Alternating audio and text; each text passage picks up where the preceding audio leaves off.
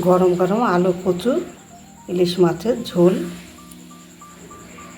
Hello বন্ধুরা, নমস্কার। Tapasi kitchen থেকে আপনাদের সবাইকে স্বাগত জানাই। আজকে ইলিশ মাছ দিয়ে আর কচু দিয়ে, মুখি কচু দিয়ে আজকে একটু ঝোল করব।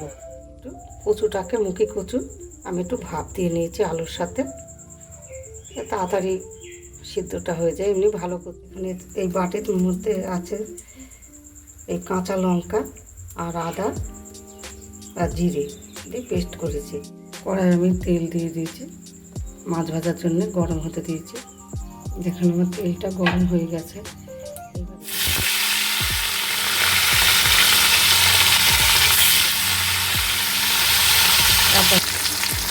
দেখুন ওই একই তেলে, মাছ ভাজার তেলে দিয়ে দিয়েছি গোটা জিরে,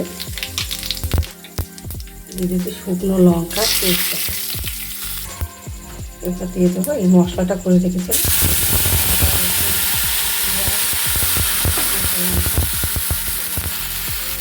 দিয়ে দিচ্ছি স্বাদ মতো লবণ,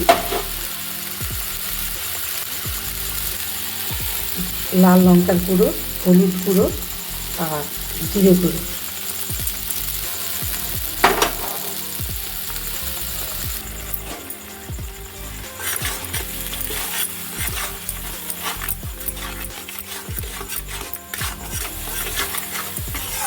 মশলাটাকে ভালো করে কষিয়ে নিয়েছি।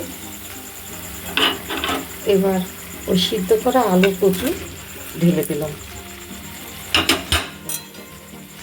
এটা দিয়ে একটু ভালো করে কষিয়ে নেব।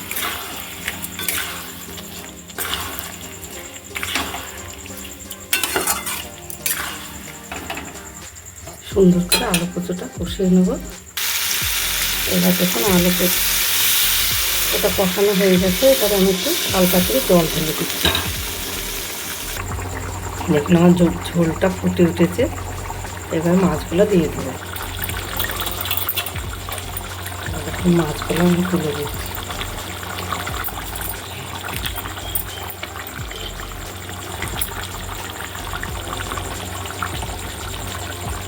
দেখুন পাতলা ঝোল, কচু আলু ইলিশ মাছের ঝোল গরম গরম ভাতের সাথে খুব ভালো লাগবে খেতে। গরম গরম আলু কচু ইলিশ মাছের ঝোল। তো ভিডিওটা ভালো লাগলে লাইক, শেয়ার, সাবস্ক্রাইব করবেন আর আমার সঙ্গে থাকবেন। নমস্কার।